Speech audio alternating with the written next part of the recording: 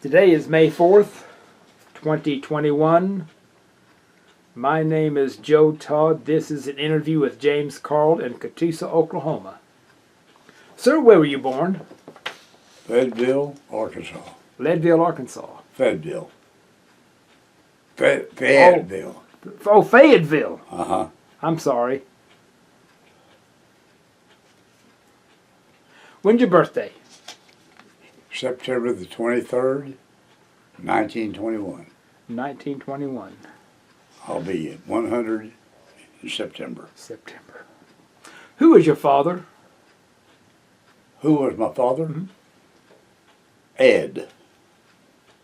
Ed Carl. And your mother? Viola Hudson.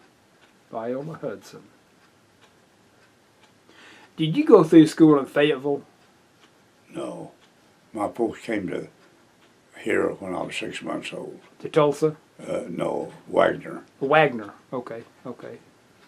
You went through school in Wagner? No.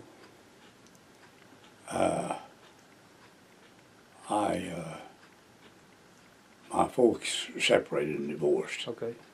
I don't know anything about why or anything. Mm-hmm. I just know my dad captured me, and he didn't want me apparently. When my granddad, my mom's dad, found me, I was 7 years old, and I was in an orphanage. In the meantime, my mother remarried this Cherokee Indian out of Wilhoit, Missouri. His name was Frank Hudson. And we ended up in Quapaw, and that's where I went to school and everything. Okay. You graduated high school what year? 1941. 1941. Who was your favorite teacher in your schooling? My favorite teacher, she was a crippled lady, but really my favorite teacher was our coach. He taught, I'm not thinking real good right now, economics or whatever you want to call it. And he was a full-blood German, and he loved his whiskey, but he was a dandy. Yeah. He was my man. Okay. Do you remember when Japan invaded China? Oh yeah, I sure do. What do you think about Japan invading China? Well, not knowing anything about their politics or why they did it or anything, I didn't really think it was necessary. That's not the way to put it.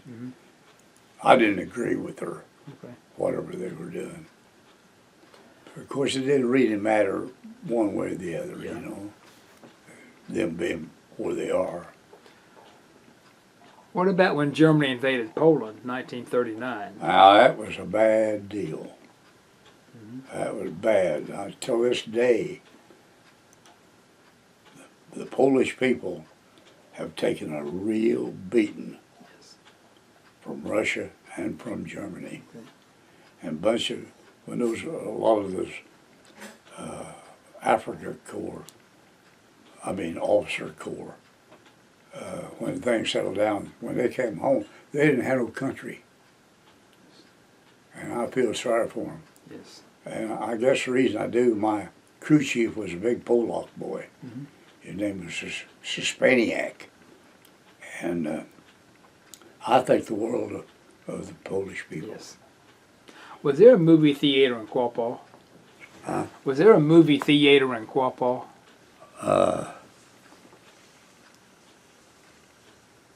No. No, there wasn't. The closest one was Pitcher. Pitcher. Did you go to the movie theater in Pitcher? Yeah. Of course, they had the news of the world in the theater. And when you saw what was going on in Europe, you know, they showed all the Yeah. big rallies in Germany and all this and Hitler. Yeah. What did you think when you saw all this? Well, I thought it was bad stuff. I really did. Till this day, I do. Yes. What did you do after high school? Well, I went to work washing airplanes at night for the British Flying School in Miami. Oh. And I was washing. I was in my first semester of college, and me and my buddy Bob Webb, who's dead now.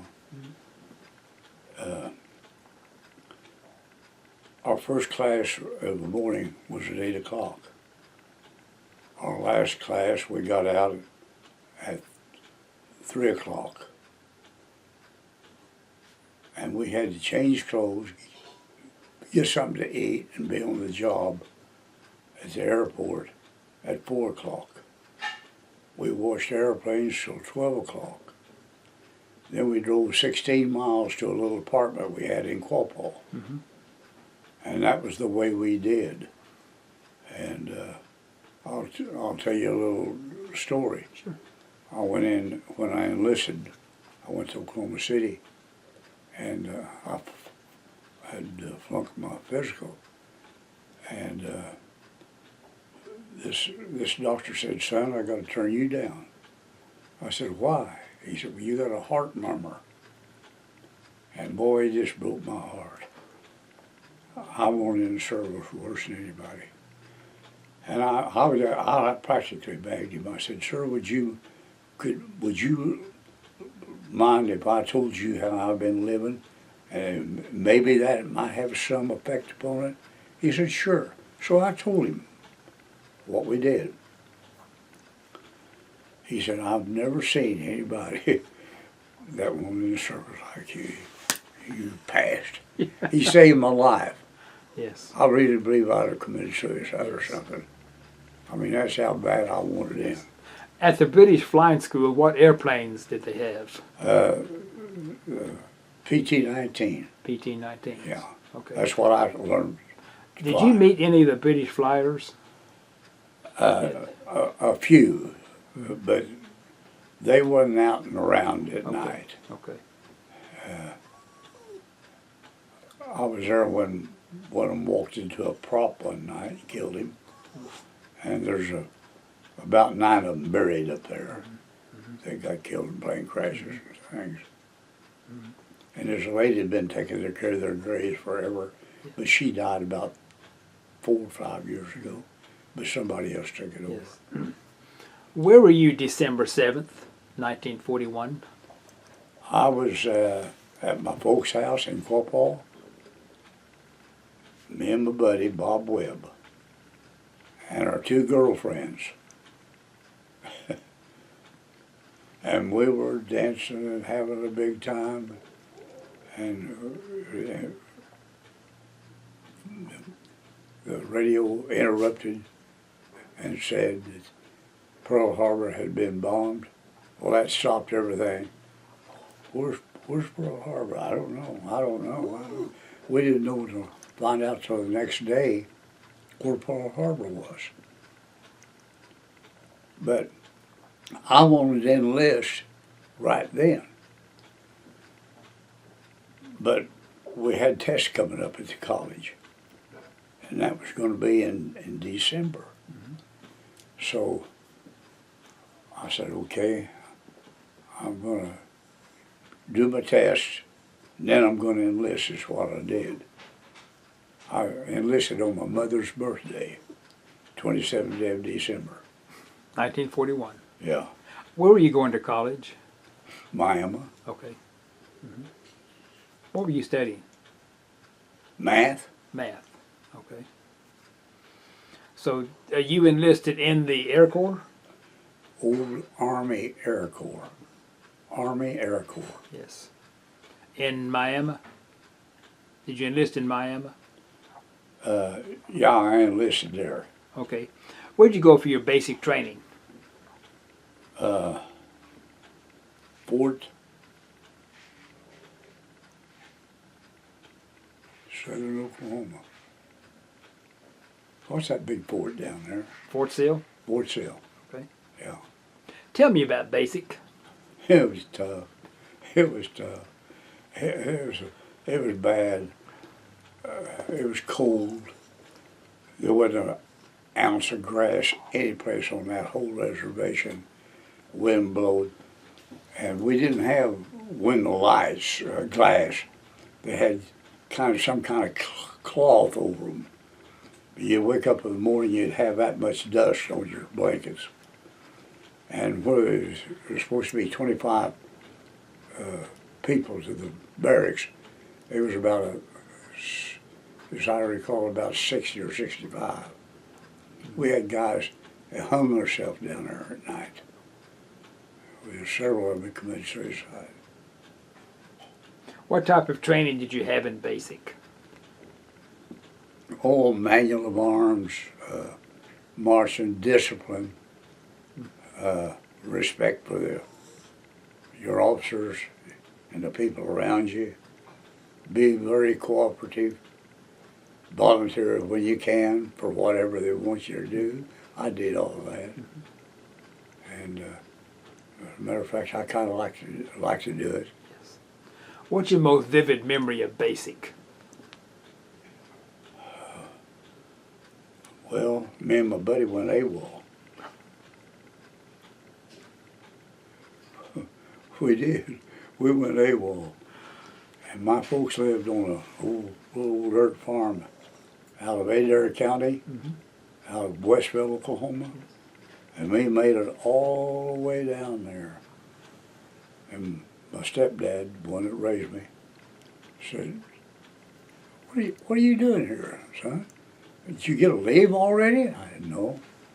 We went AWOL. He said, what's that? I said, well, we left the post. We didn't like it. Well, he had an old car, and he used all of his gas to get us all the way back down there in time for revelry Monday morning, and he said, listen, you made it. You remember you wanted to enlist. Well, you enlisted for better or for worse, and you don't ever do that again. And so we didn't. What was his name, your stepfather? Frank Hudson. Frank Hudson. Yeah. Okay. How long did basic last? 6 weeks, I think. 6 weeks. Uh-huh. So from Fort Sill, where'd you go? I went to, as the first line outfit,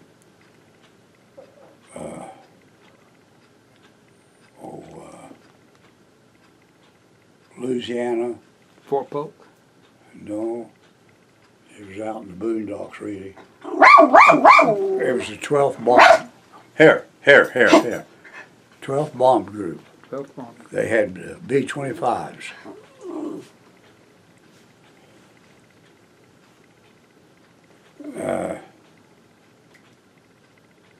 I got there, and I wasn't there too awful long till they wanted me to study aerial engineer.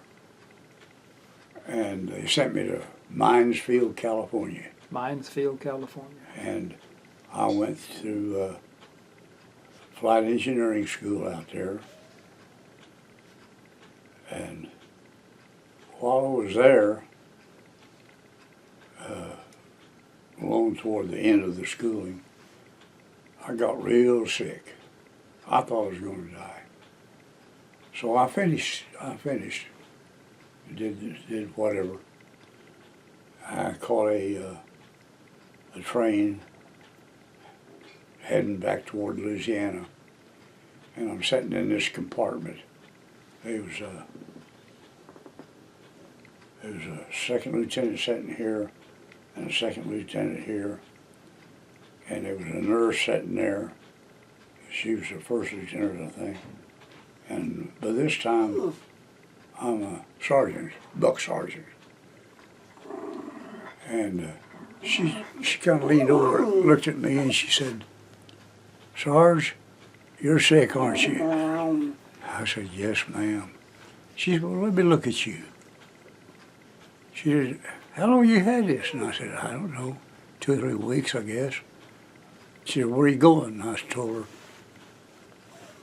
"To my outfit in Louisiana." She said, "The minute you get there, you check into the medics. Don't do it. Go to the medics right off." Well, that ain't the way it's done.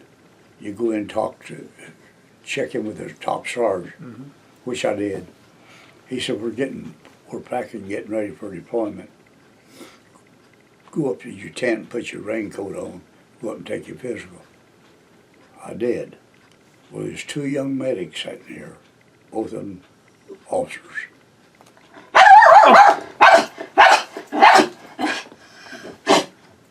Everybody knew everybody.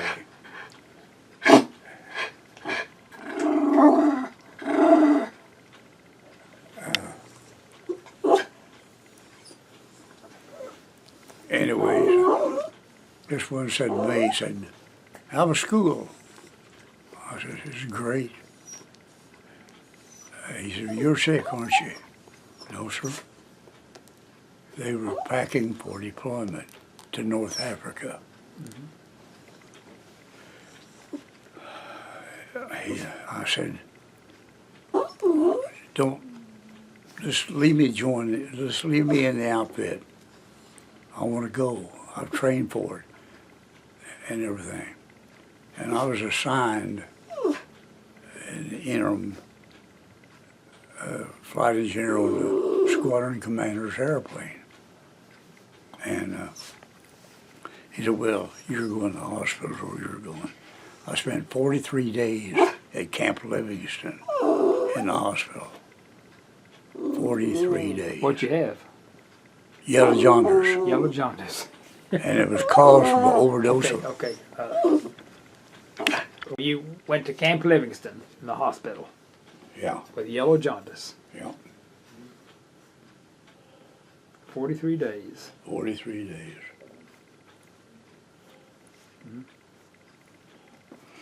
When I got out, I was sent to a B-26 outfit in Barksdale Field, Louisiana. And I went, same program. I had to go through engineering school. And I was engineer on the squadron commander's airplane. I had a bunch of hours on that airplane. And It's a B-26. B-26 Marauder. Highly, I mean, those things, they didn't have enough wingspan for one thing. But my God, they was fast. We lost, in the month of August of 42,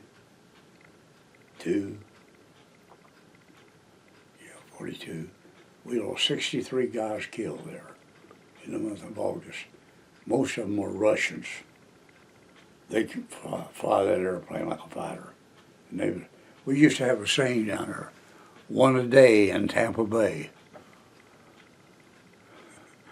All those guys in there did fine. 63. I never will forget that figure. But I was sure glad to get out of them. And at one time, you might, I don't know, I don't think you would remember this. There was a deal come out in the service. They were looking for applications for West Point. And I thought, well, hell, I'll take it. And I made it. But I also made flight school. So, Captain, excuse me just a minute. Yeah.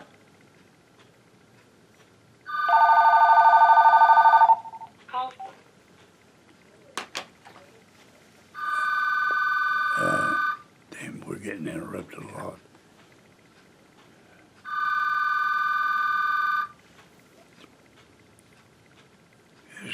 bad interview. Yeah. It was too many interruptions.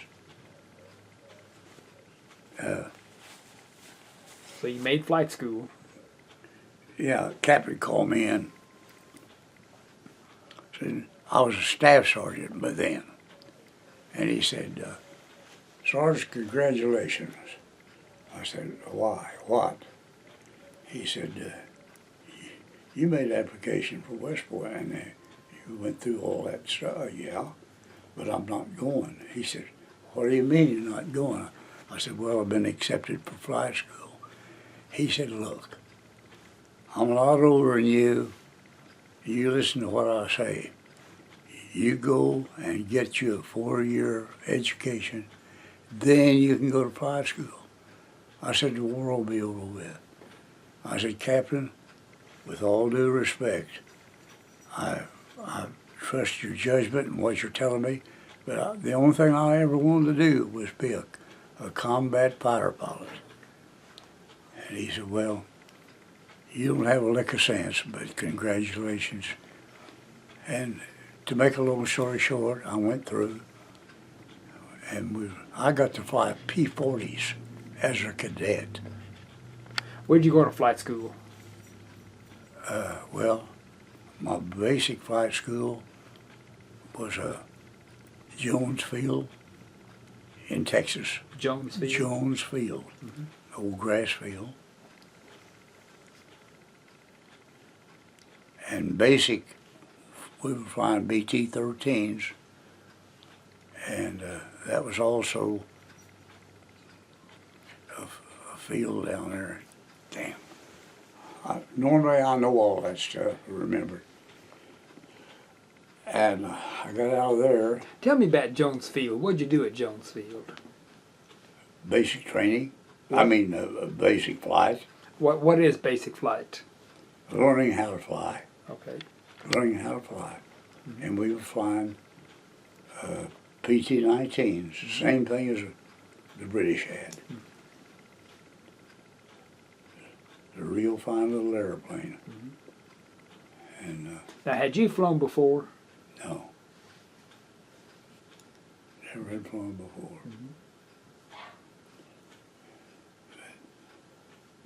So, and I'll tell you a little side story. They issued us a little book, Student Pilot's Handbook, little blue book.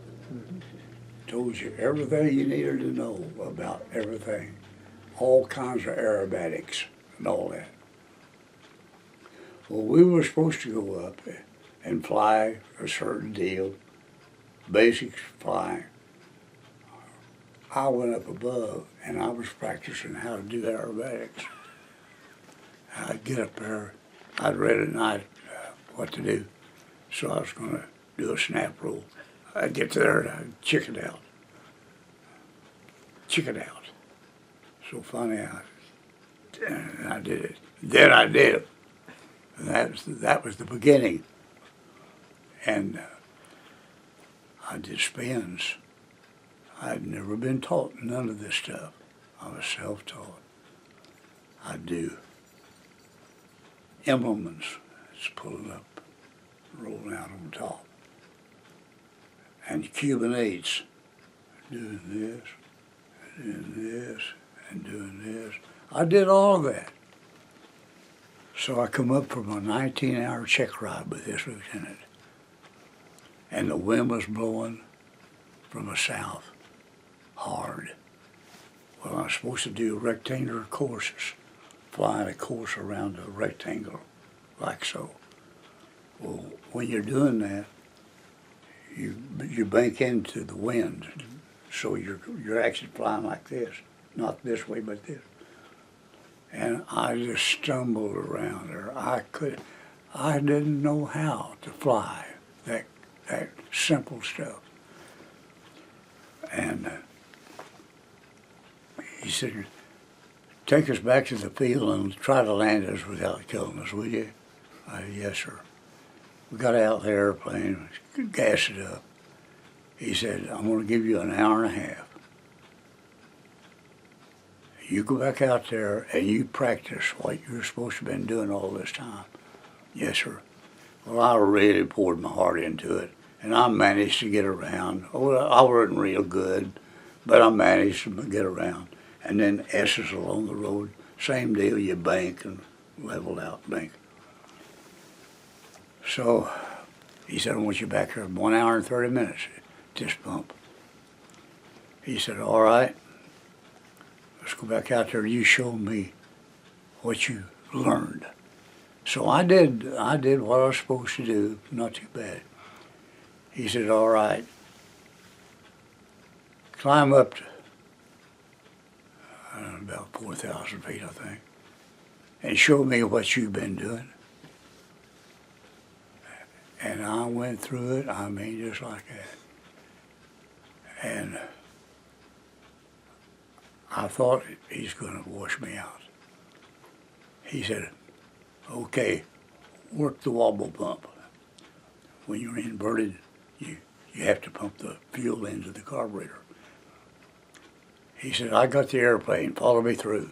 Well, he was showing me how to turn and do this upside down, you know. And I thought, oh boy, I think I've got it made. And we got all, and he said, you got the airplane. And the old boy really didn't like me, and I liked him, you know. And he knew I was a renegade. He knew that. And we got back and landed. We're standing out there talking. He said, you know, you're a natural pilot. And he said, it's a shame to wash you out. He said, do you think that you can do what you're supposed to do in the beginning before you get into all this stuff? I said, yes, sir. And boy, I did.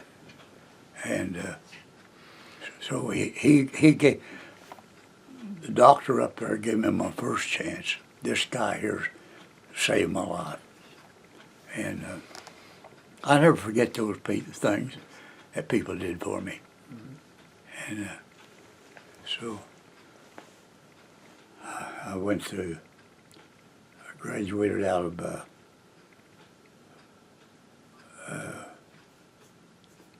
the basic.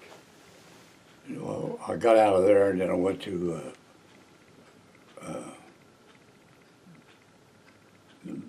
BT-13, that's basic training. Mm-hmm. This is primary, this is basic. And then in advanced is advanced flying. If I seem to be stuttering a little bit, I'm not stuttering, I'm not thinking. And I know all this stuff like the back of my hand, if I can think. But I went to single engine fighters, BT-13, AT-6s. And we had a P-40 squadron there, the old P-40s. Mm-hmm. And I'd been up on an instrument check ride with this lieutenant. And I loved that damn stuff. I mean, I was eating it up. I had no trouble at all. And we come down, we're standing there by the airplane. He said, you know, I've got a 12-year-old son that can fly better than you. That's the routine stuff. I said, yes, sir. They called my name out to report up to the P-40 squadron. He said, you going to get to fly P-40s? And I said, well, my instructor told me that he had recommended that I get to fly them. He said, incidentally, you give me a hell of a good ride. Well, I knew I did. I went up there, went into operations.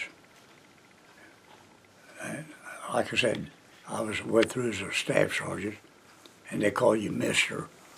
Mr. Carl, you had your check ride. Yes, sir.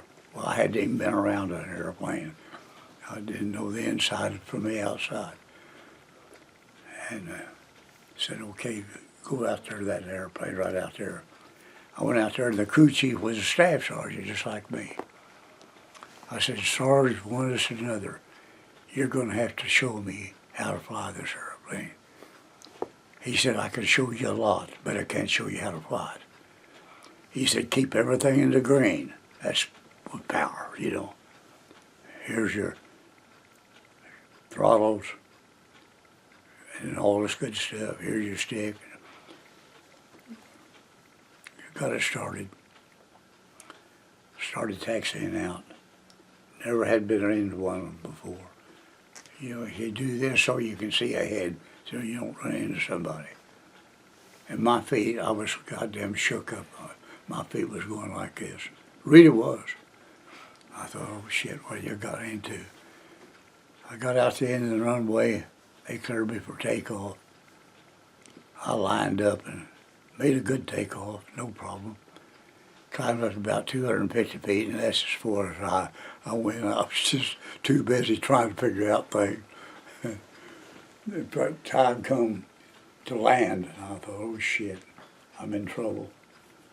So I pulled up while I had a little altitude, throttled back. Just before it stalled, I pushed it forward. I come on around, they cleared me for landing, and I put that thing in on just like that. Beautiful.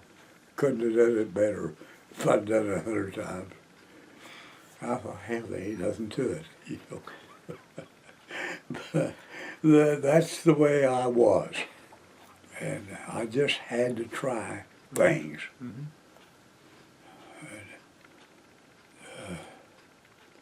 And, it was funny. You listen to after we graduated, they had a bunch of us going to Tallahassee, Florida.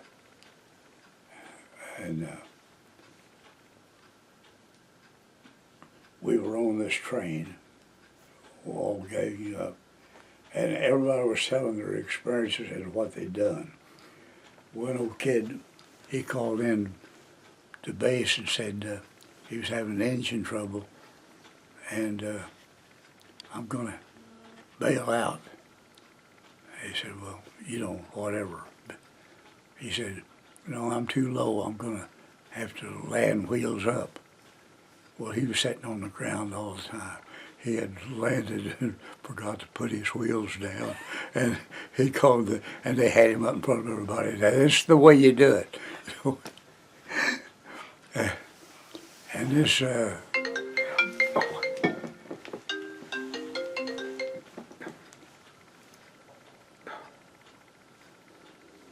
Hello? This is Joe. okay. That's my tree man. Huh? That's my tree man who's going to work on a tree. Oh, yeah? Yeah. Well, anyways, what else you need to know? Well, when were you commissioned? When was I commissioned? I ought to go up on the wall and look. 1942. 1942. It's up there someplace, I think. It might not be.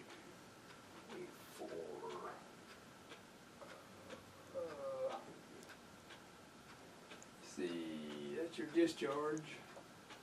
Yeah, so you're commissioned 1942. Yeah. Okay. After you were commissioned, where'd you go?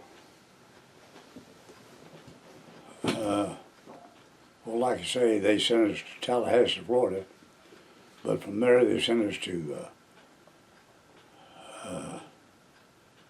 Waycross, Georgia, to check out in P-40s, which I'd already done. Yeah. So it was a simple thing for me. And while we were there was about a half a dozen of us volunteered to join the P-51 group that was already in England, 354 Fighter Group.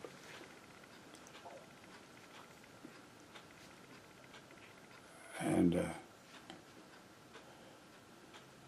we got out there, and we incidentally, I'm married in Tallahassee, Florida. Yeah. That's me and my wife's picture. when we got married Yes. in Tallahassee. And How'd you get to England? the what? How'd you get to England? How'd you travel to England?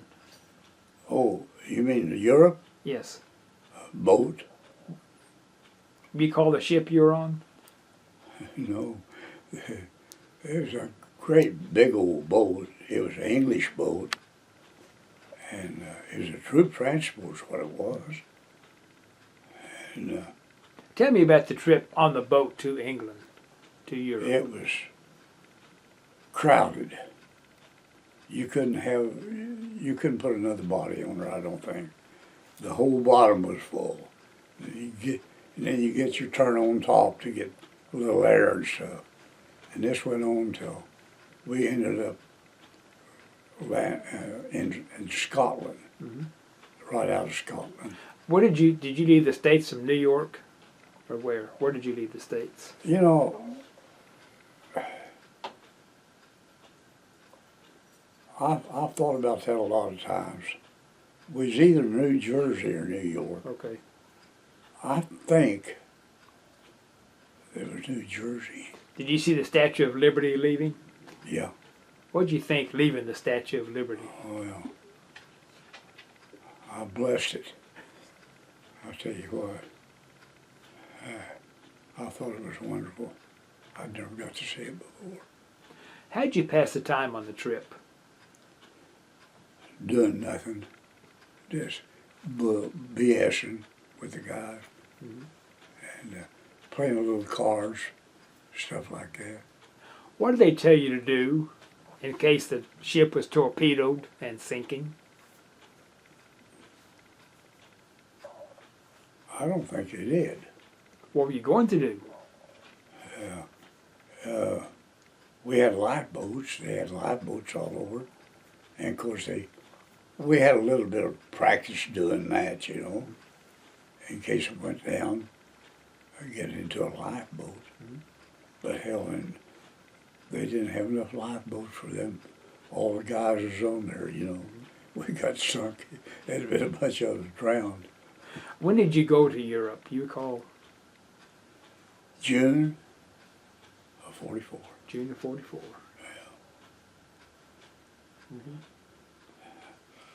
How long did the trip take? In a week.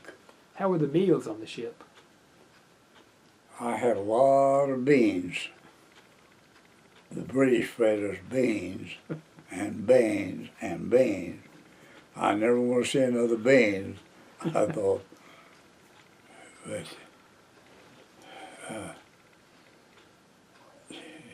it was bad. Where did the ship land? You said it's Glasgow, Glasgow, Scotland. yeah. What'd you do in Scotland? Nothing. We left there and went across the Humber River to this little town where the P-51s was. I'll think of the town in a minute. It's right up on the North Sea. I mean, way up there. Was this in Scotland? No, in England. England. Okay. England.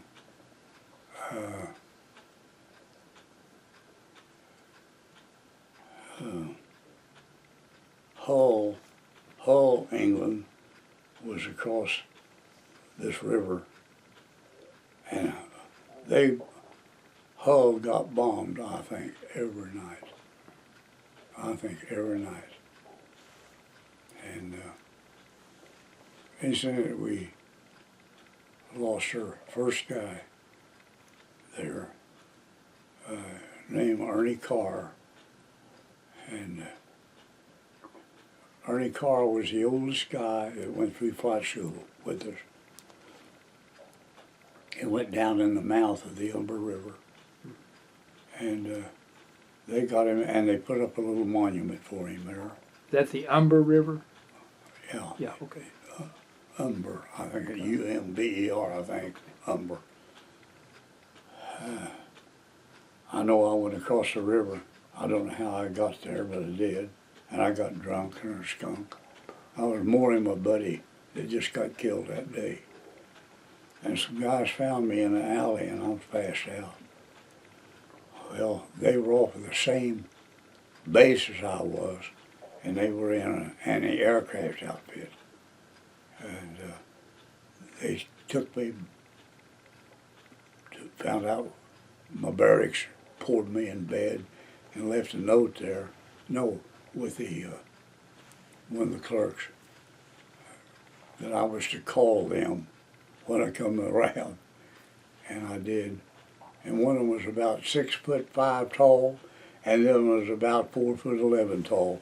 It was funny, but they picked me up and took care of me, Mm-hmm.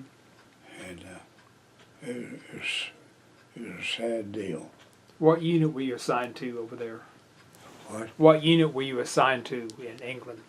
Well, it was just a training command. Training command. Okay. Yeah. Okay. Yeah, I wasn't in a squadron. Okay. And let's see.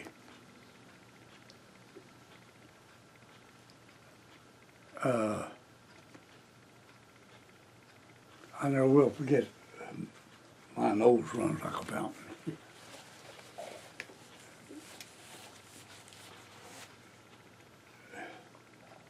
They, the day I checked out in that P-51, it was storming and raining, typical English weather. Called me out and it was my time. I lined up on the runway, and I set my directional gyro on 0. And it's like this. If you wavered either way, that's going to tell you what to do. You almost do it anyway, you know, feeling.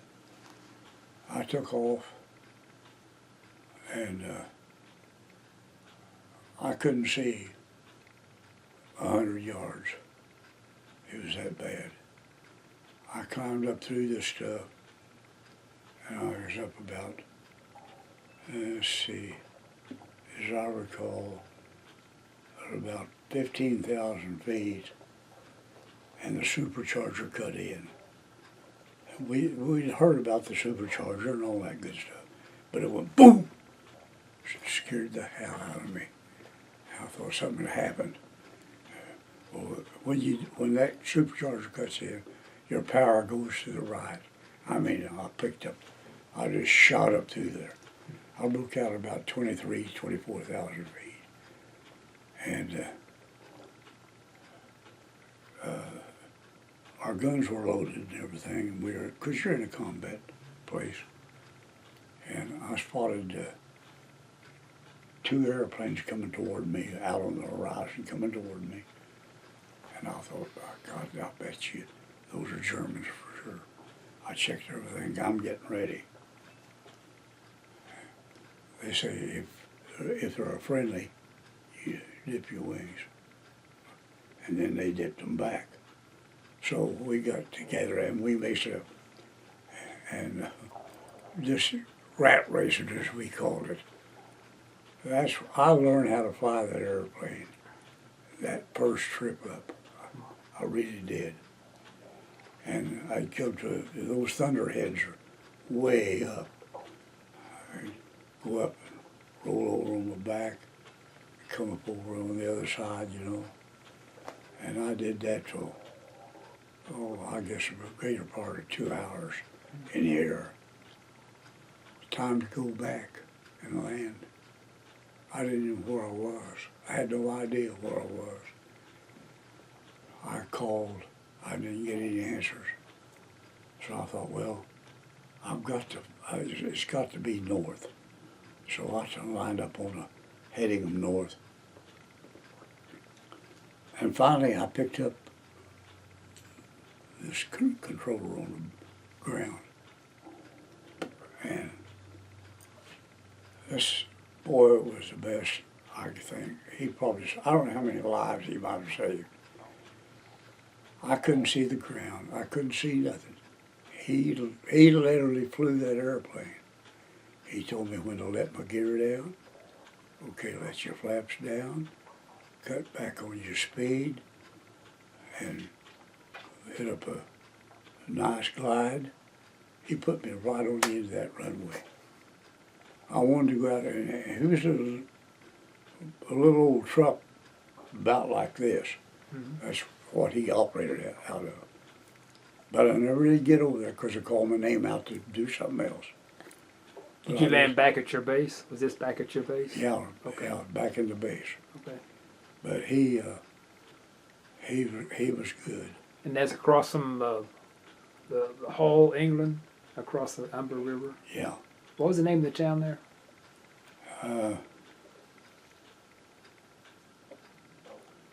Give me a minute and I'll try to think about it. Okay. I know it as well as I know my name.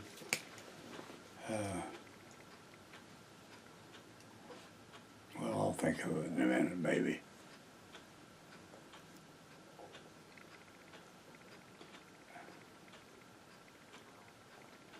How long were you in the training command? How long was in the service? In the training command there in England? About a year altogether. Okay. Trying to go through the primary, basic, and advanced, Okay. and all that stuff. About a year. Is it Cottingham? No, Hesse? no, it was a little town. Annaby? No, There's the Deep. Barton upon Humber. South Kingholm. let's see. What was the name of that town? Oh, well, that's okay. I'll think of it. Okay. Well, anyway, that's where I checked out in P-51s. Okay. So where'd you go then? I joined my outfit, Okay, which outfit? 354th Fighter Group. 354th Fighter Group. Yeah. Where were you based? When I joined them, that was in France.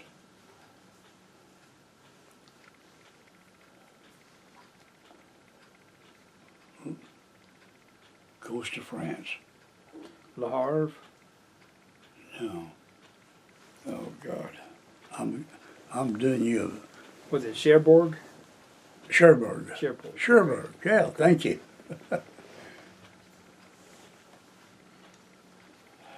And 16 days after the invasion, the outfit went from southern France to Cherbourg. Okay. And that's where we started off.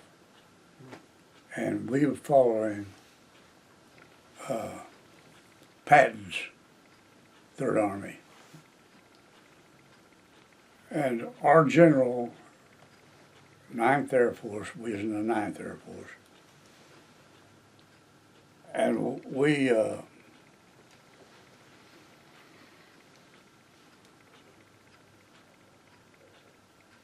was trying to think of our general's name. Damn. Anyways, he called the group together, and he said, "You fellows are unique." What? We are? I didn't know that. Somebody said, "Why do you say that, General?" He said, "Because you've been chosen. You're here for a purpose. Your main purpose is to go up against the Luftwaffe and clear the skies, get the air clear of the Germans." And that's what we did. In 18 months, we shot down 701 in the air and another 1,000 on the ground. We lost 36 people. When did you fly your first mission? When? The next day after I got it to the outfit, I was assigned to the 356 Fighter Squadron. And my first mission I was flying wing. You don't just get, you fly wing. That's what you do. That's the hardest job in the Air Force, is flying wing. You have to watch this guy for everything he's doing and clear the sky. And you're kind of like this, you know. And I was flying wing. I know this. Joe, I've got to apologize to you. I'm sure not thinking very good. He was, they called him Pop Young. Pop Young. And the reason they called him Pop, he was 25 years old. And the rest of us guys was 17, 18, 19, 20, you know.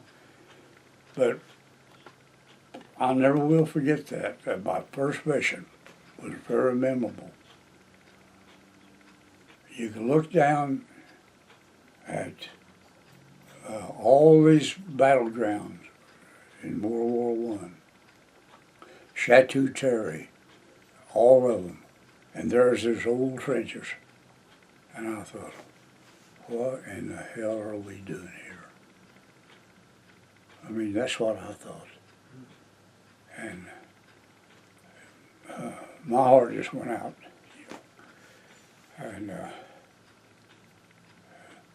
And the flak was so bad. I didn't think any of us would ever live. I really didn't. That's going to get us.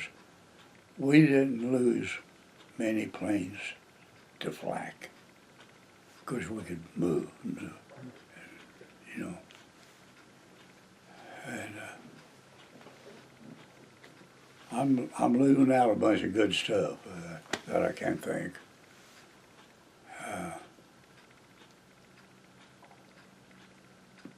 We had one Congressional Medal winner in my outfit. He was a bird colonel at that time. And damn. I'm not a very good interviewer, am I? I mean, Oh, you're doing fine. No, I'm not. I'm forgetting things that really is kind of important. What was the target of your first mission? Target? Of your first mission?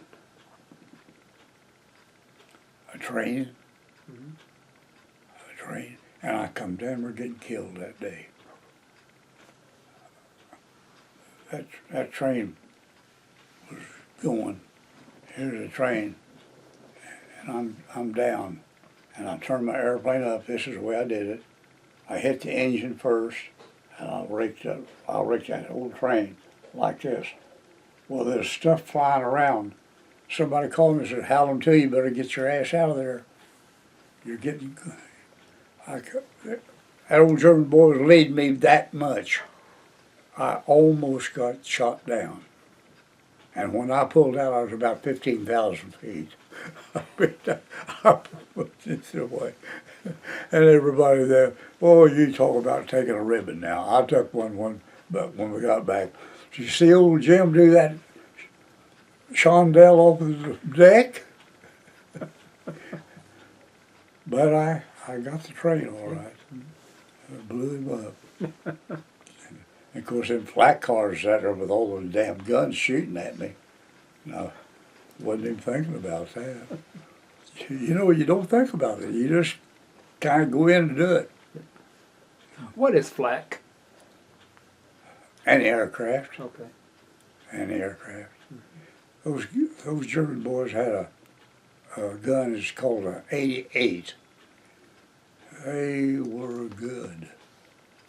I mean, I'll tell you another little story. We had a guy by the name of Homburg. He was an instructor in Waycross, Georgia. And he's one of these guys, he was the best. He'd tell you he was. And nobody really liked him. One day I looked up and here he is. He joined our outfit as a replacement. And he came to me, and of course you don't just normally get an airplane. Of course we did, because it was early on. Mm-hmm. He wanted to know if he's going to fly a mission. And I said, who are you going to be flying with? He said, a fellow named Butler. I said, he's the best.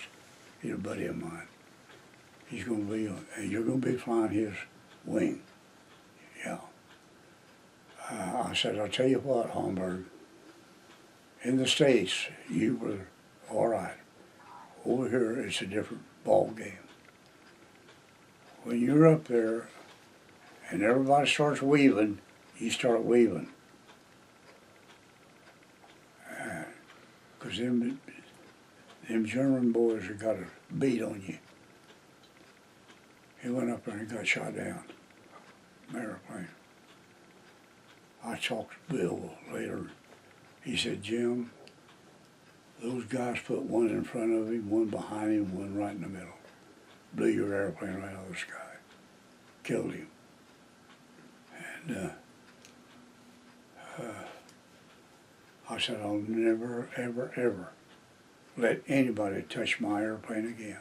So I got another airplane, you know. I'm still trying to think of that name up in England.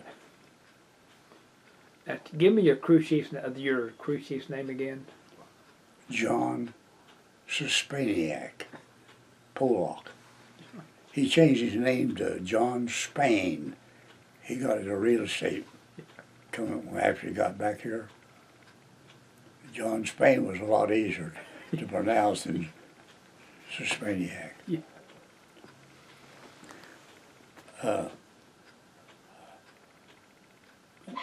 My crew chief and my assistant crew chief were both older than I was. And I got my plane and went to the plane to meet my crew chief and my assistant crew chief. And I told him, I said, I'm going to call you John and you're Buck. Buck Kaiser. His folks was in the jewelry business in Pennsylvania. I don't know why I would remember that, but I do. And I said, I'm Jim. Don't call me Mister, don't call me Lieutenant, don't call me, it's Jim. And so I said, okay, that's great. And that's what he did. Well, John piped up his big old boy. He said, Jim, let me brief you here. This airplane is my airplane, his airplane. It's my airplane. I'm just loaning it to you, and you damn well better bring it back every time. Oh. Did you name your airplane? Quapaw Squaw. Quapaw Squaw. Yeah, it's up there on the wall. There were 3 pictures together. Yes. That's it. That's my airplane. Quapaw Squaw. Yeah. Boy, it was a good, saved my life. What other missions did you fly? We did most all of our stuff was in air, combat, aerial, fighting. We never, I was never in a dogfight that we wasn't outnumbered. I was in the biggest dogfight of World War II. It was 38 of us went up into 100 of 109s and 190s. Went through them. My commander, Earl Deppner, here's top squadron, middle squadron, and lower squadron. And we were in the middle squadron. And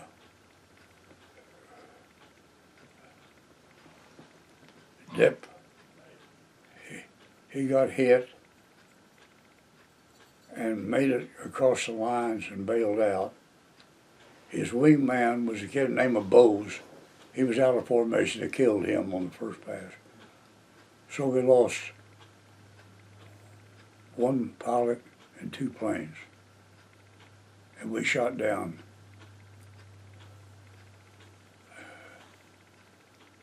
51 or 52. And that's the only ones we lost. How do you outmaneuver a Messerschmitt 109? You just do. You just do.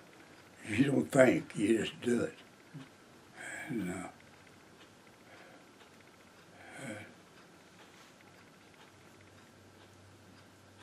I'm still trying to think of the name of that town up in England. If I think about it, I'll call you. When you're in the dogfight, are you thinking about the German pilot that you're shooting?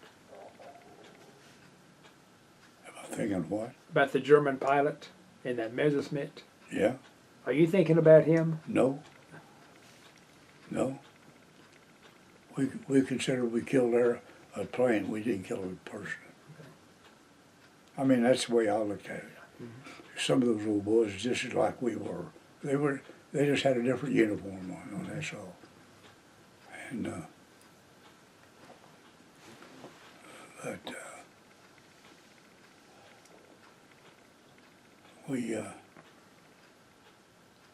hell, they were just like, we had a group, my entire group had a house in Paris at 23 Rue de Prony. See, I can remember a lot of things. And when you got a little leave, that's where you went to rest, and it was right in the heart of Paris.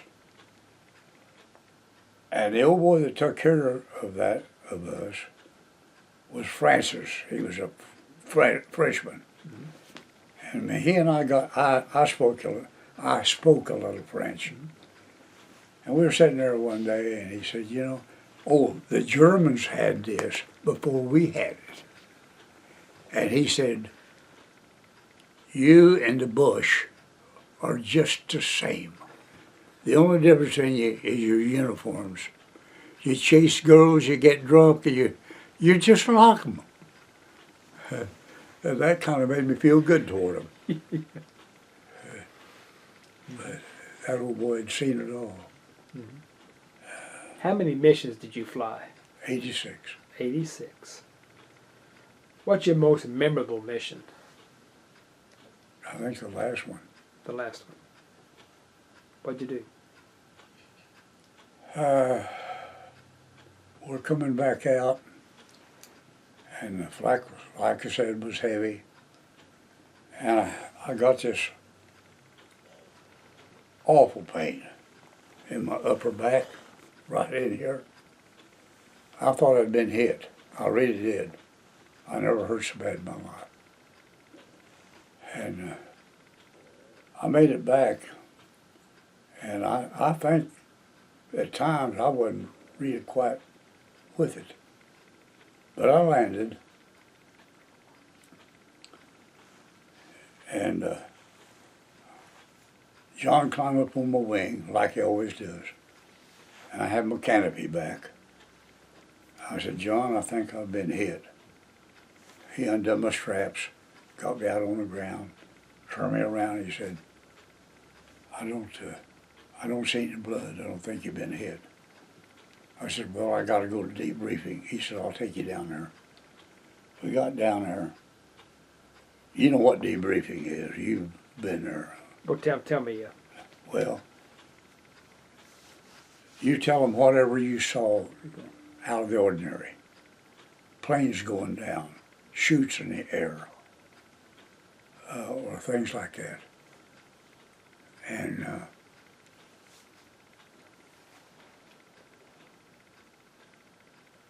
so Dr. Odell, I remember a few things now. Dr. Odell, he said, well, hurry up, get through here and come up to the tent and strip off, we'll see if we can find out what it is. Well, I did that, and he punched around on me a while. He said, in my opinion, you are suffering from a spontaneous pneumothorax. I said, what the hell is that? He said, you've got a collapsed lung. He said, going to be some transport leaving here within an hour. You're going to be on it. You're on your way home. When you get to England, you get transport to the States. When you get to the States, you check into the first military hospital you can. He said, I can't do anything for you here. Well, by the time that happened, and the time I got into a hospital was about 3 weeks. And here I am carrying that big old B4 bag around. My folks had a little old dirt farm out at, I told you about that earlier, out of Westville, about 15 miles out in the country. And I landed there in Westville. I made my way to Westville, Oklahoma. I go out to catch me a ride to where my folks lived. And old boy in an old pickup come by. I, of course, had my uniform on. He said, where you going? I said, I'm going down with my folks. They live down on Tyner Creek. And he said, what's her name? And I said, Frank Hudson. Oh, he said, Frank? Yeah, I know him real well. So he took me down there. I was there maybe an hour. I said, folks, I've got to go back. Mom was crying and carrying on. I said, I'm in a world of hurt. I've got to go and check into a hospital. I got back out on the road. It caught me another ride back into Westville, and I caught a train. This was the first day of July of 45.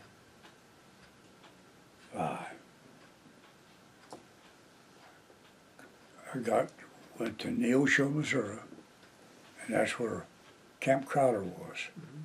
I got off there in a sergeant there in a Jeep. He took me over to base hospital. This Dr. Rose, you know, my mind's clicking in real good now. Dr. Rose, he looked me all over and he said, how long have you had this? And I said, well, I left, I said about 3 weeks, I think, maybe a little longer. He pointed his fingers at me like this. He said, you ought to be dead. And I thought I was going to die. And the reason I remember the first day of July, I smoked like a maid. I quit that day, cold turkey. I thought, well, there's the cigarettes laying right there.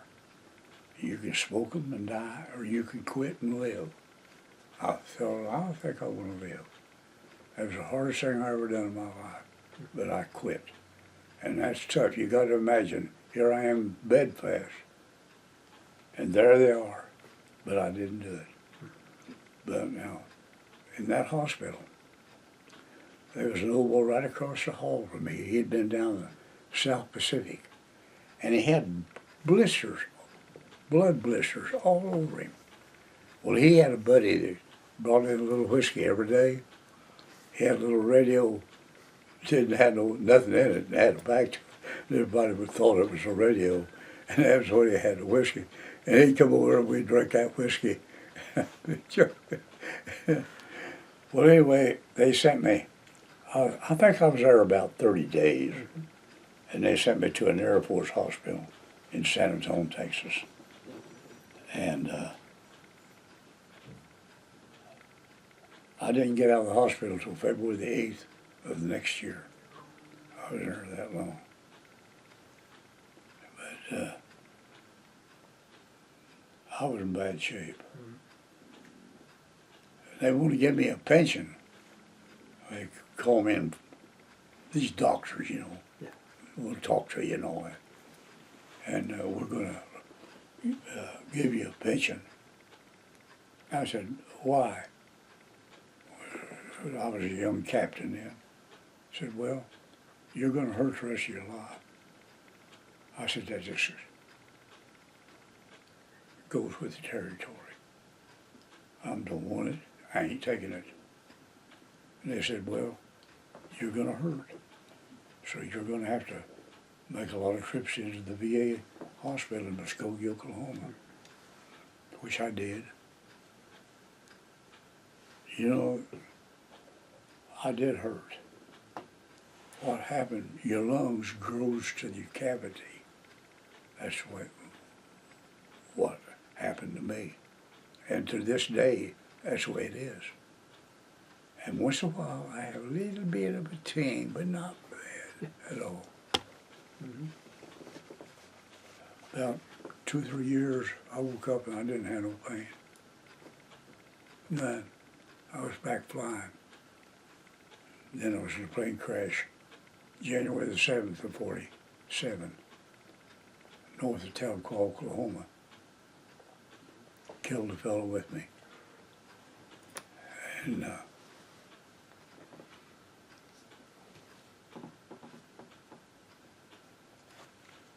I was laid up about 18 months that trip. Fractured my skull from this eye around to this ear. And I lost my eyesight, I went blind. And it pulverized my rib cage, tore this kneecap off. The stick that you fly that airplane, it was a BT-13, is a 2-inch hickory. And before this kid was flying an airplane, and I took the airplane, I said, I got it. And just before we hit, I did that, because otherwise it's going into your belly. Yeah. And this hand was back up here. It like that. And of all the things that happened to me that day, that hurt worse than anything. Your hand. And I kept hollering about it. And Wilma, my wife, she asked the doctor, well, can't you do something for him? He said, there's no point. He's going to die before daylight. And she thought I was, and they thought I was. Well, it never occurred to me that I was going to die. And so daylight come, they started working on me. And he told me, he said, that hand, I don't think you'll ever be able to use it. Because he said, I'm putting it all back together. You're going to have nuts, bolts, and screws, and I could still feel them right there. Well, when he told me that, I started doing this.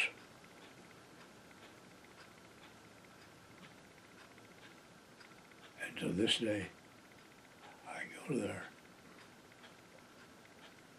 Self-taught. Yep. Self-administered too. But I've had some pretty close calls. Now, your 86 missions, see, most of them were aerial combat, dogfights? Well, we started off, we strafed anything that moved. Those barges on the Rhine River, we sunk a bunch of those. That was just our target practice when we was coming out.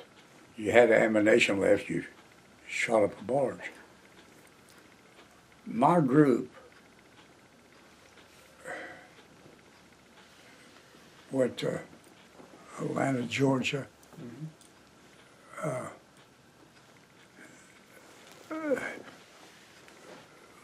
Excuse me just a second. Sure. This kind of neat.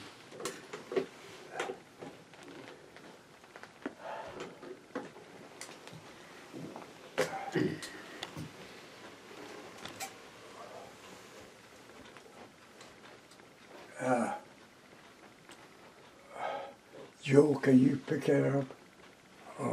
Well, anyway,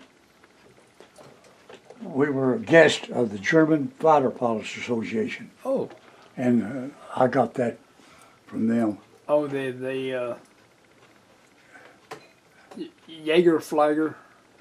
Yeah, Yeah, the blue. Yeah.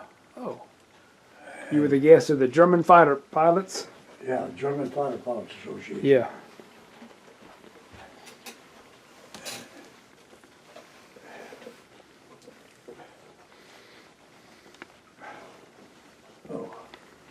Oh, I haven't been much of a interview. I don't Oh, yes, think. you have. It's been very good. Now, when were you discharged? Up there on the wall someplace. Honorable discharge. February.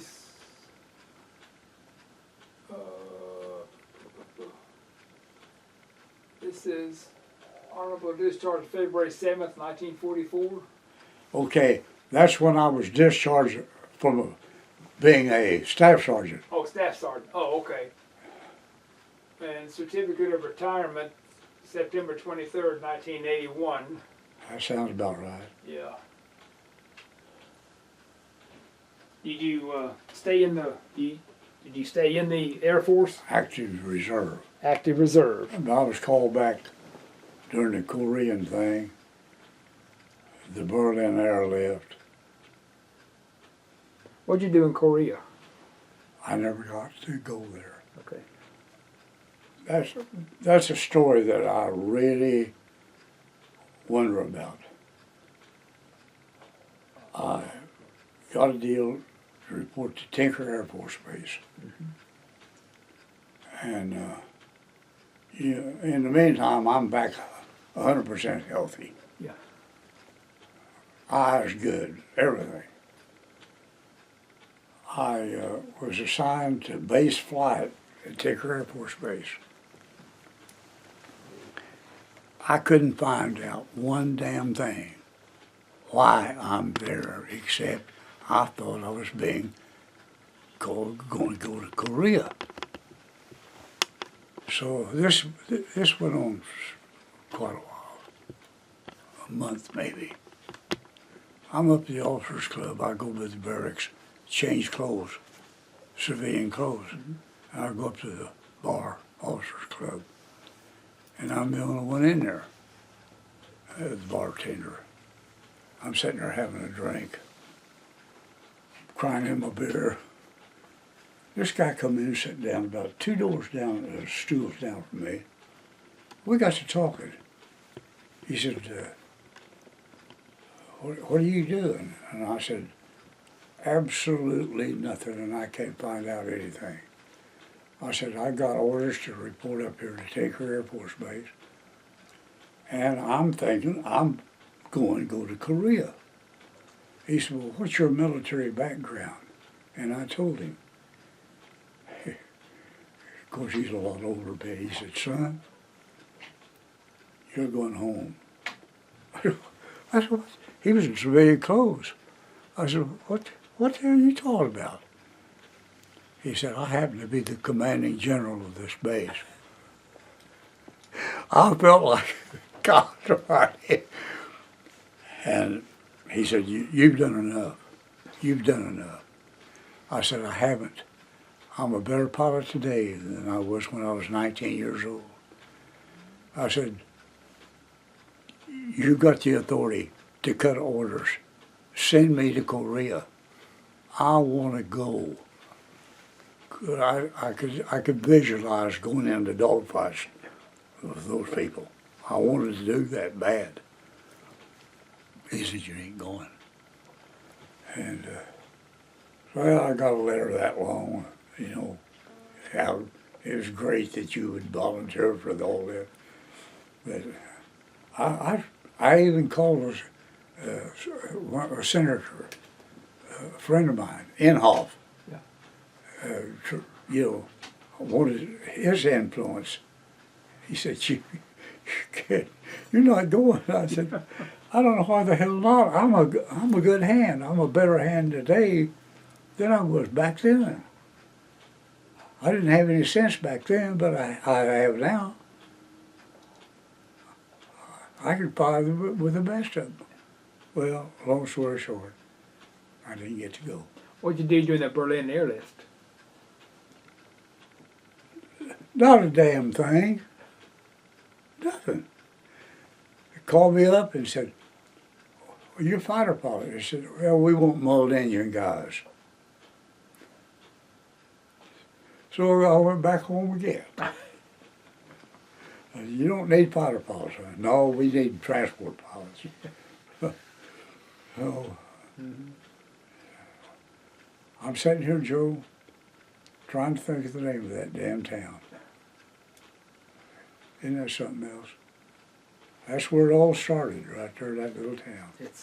Is it Hull, England, Hull? No. No. You said the town across the river was,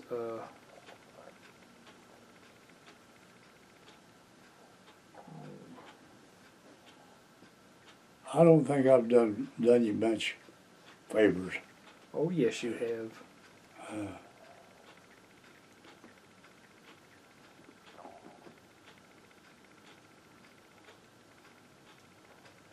Okay, here's Hull. Is it Grimsby? Scunthorpe? No. There's, Right across the river from Hull, England. Martin upon Umber? No. Klingholm? No. Emmingham? No. Go north. North.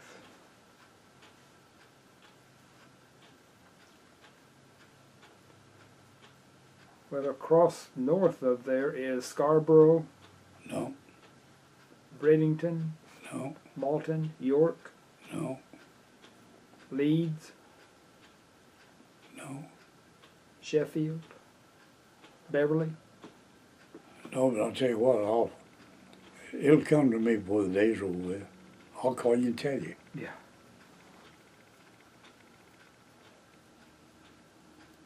Grimsby. Okay, well that's fine. That's fine. So, after you got out of World War II and all this, where'd you go to work?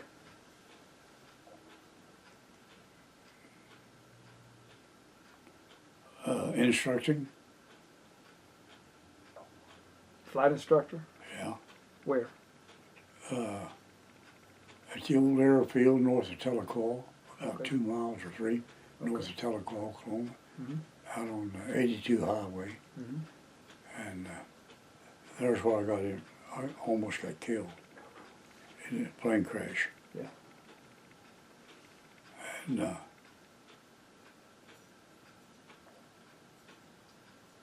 I recovered from that, and I was laid up for a while. And my folks lived in Pitcher, my wife, Pitcher, not Corporal, but Pitcher. And all the guys coming home out of the service gathered up at the fire department. You know, my outfit was better than your outfit and all that good stuff. And of course I was the only fighter pilot in the whole group, and they swarmed me pretty good. But anyway, these 3 troopers said, Jim, you're going to go to Highway Patrol School. I laughed. I said, you guys are nuts.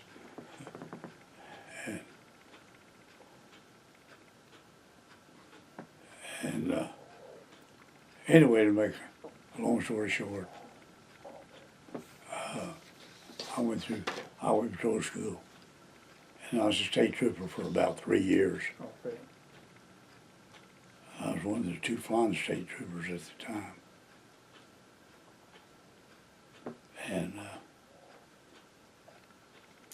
I flew a photographer up to Miami to take pictures of that flood they had up there for the State Historical Society. Mhm.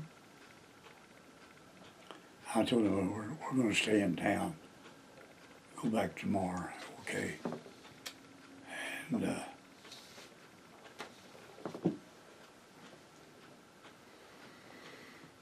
And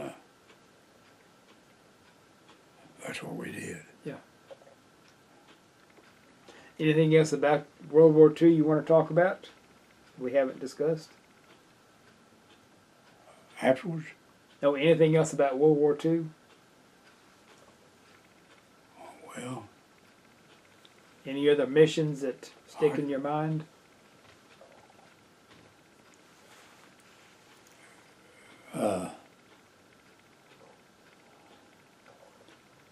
one particular flight, I was leading 8 ships. And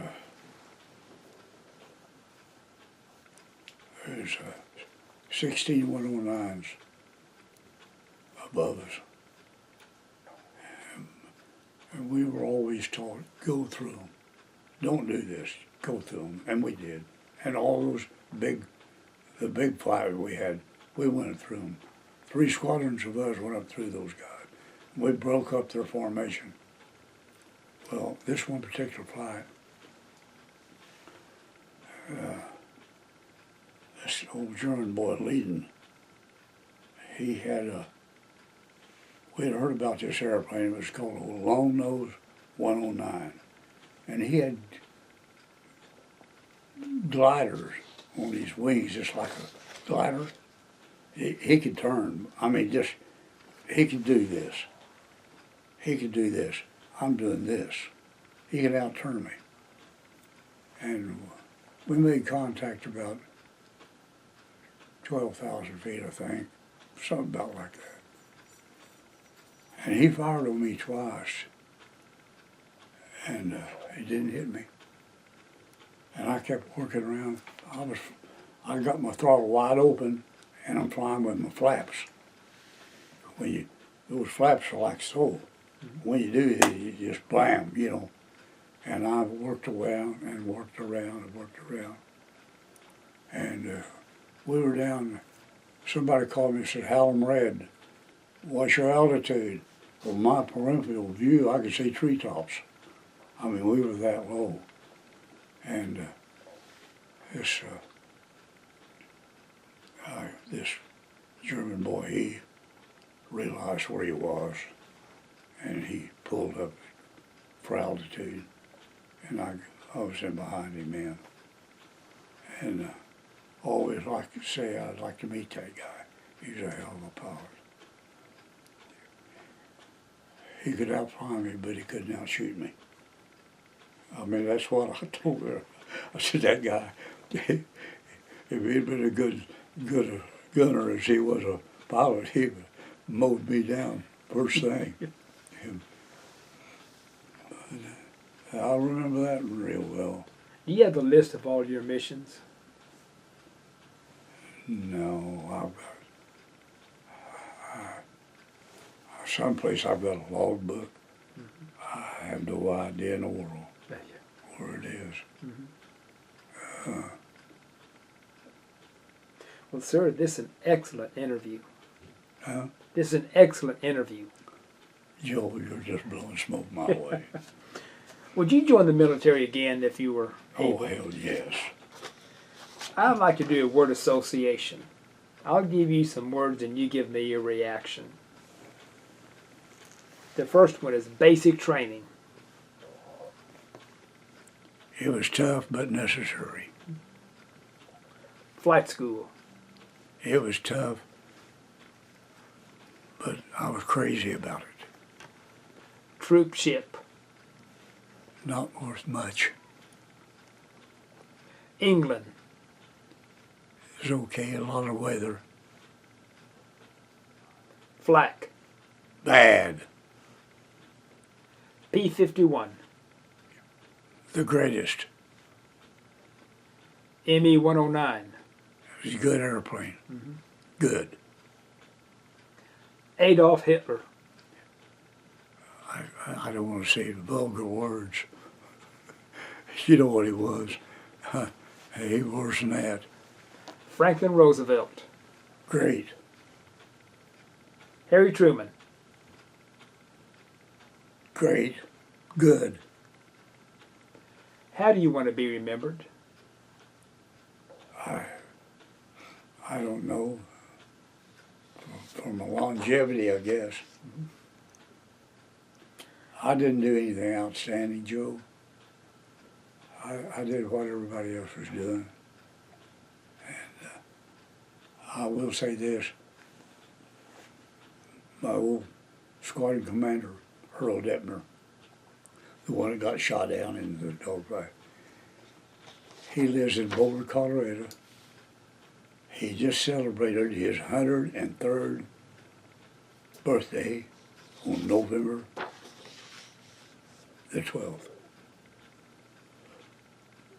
His body's not much, but his mind's still pretty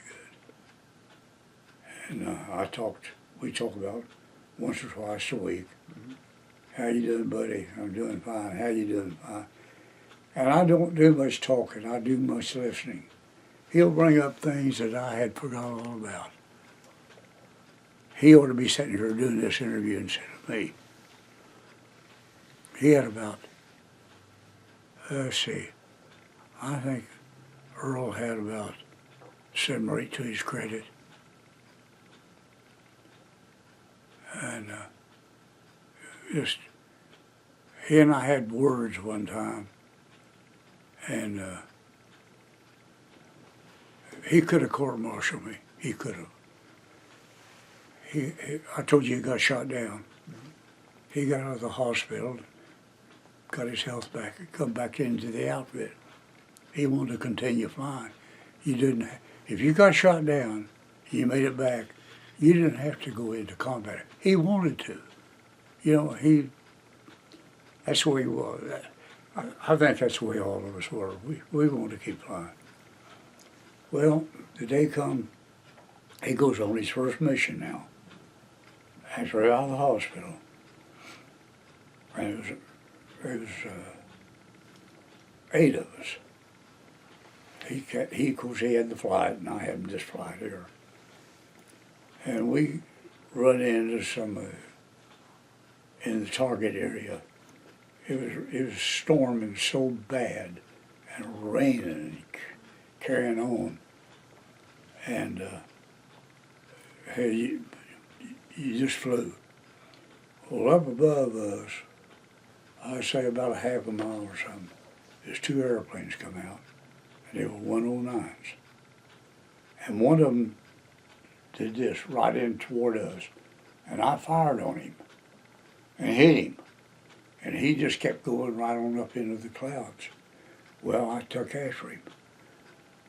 Earl kept saying, break off, come down, break off and come down.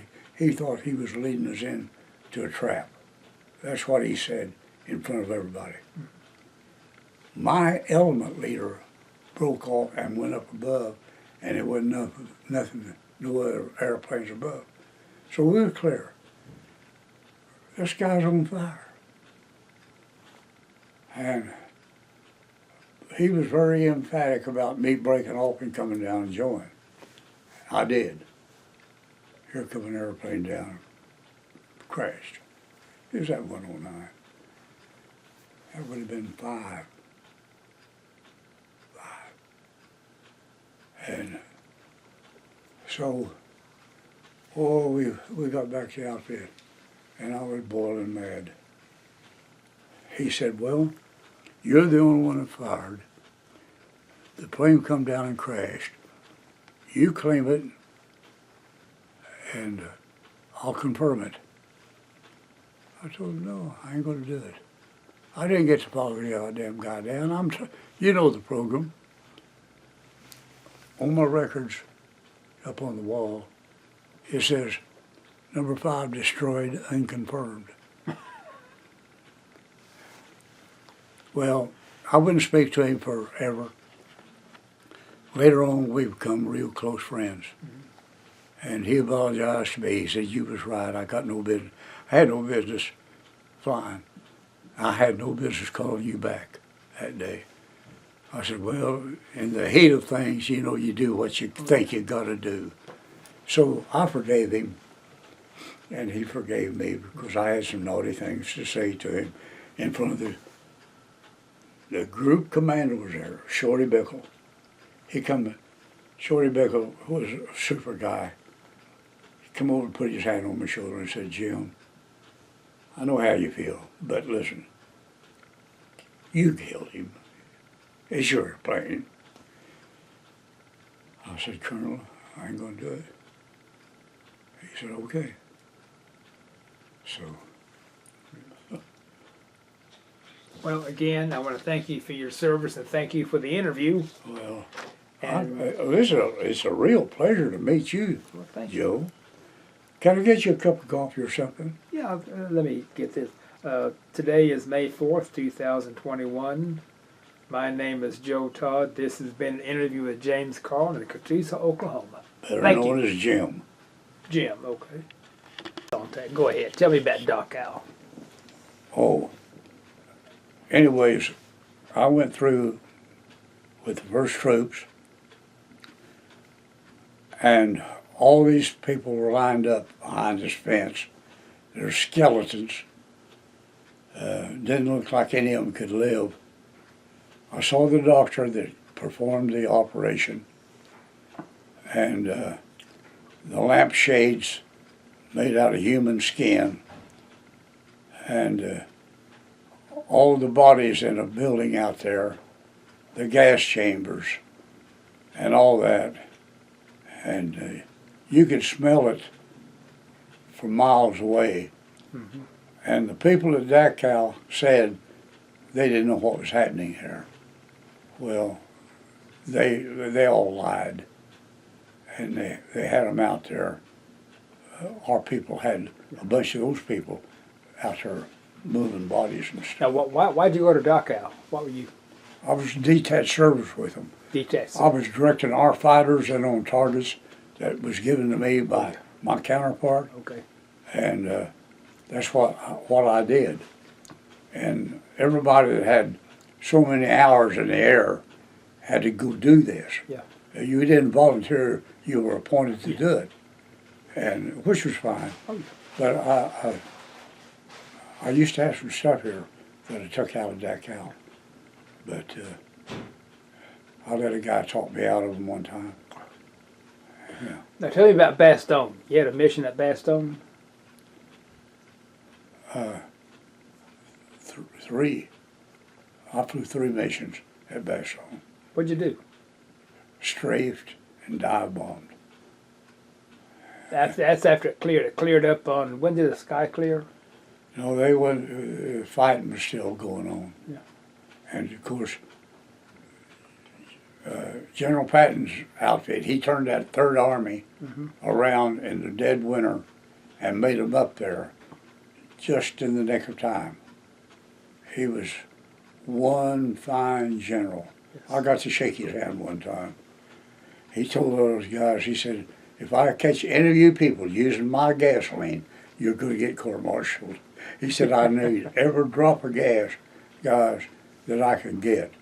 He come all the way down there to tell us that, because everybody, all the GIs had cars and motorcycles and everything. There wasn't one guy moved one of their vehicles after that, because they believed in him, what it was. And you flew 3 missions at Bastogne after it cleared. Yeah, And it cleared what, Christmas Day? 25th day of December. That's when the skies cleared. Yeah, it was Christmas morning. Yeah. So what were your targets around Bastogne? What were you? Anything. Targets of opportunity. Yeah. We had no wire in opposition, so we did everything. We spent all of our ammunition on the ground targets. And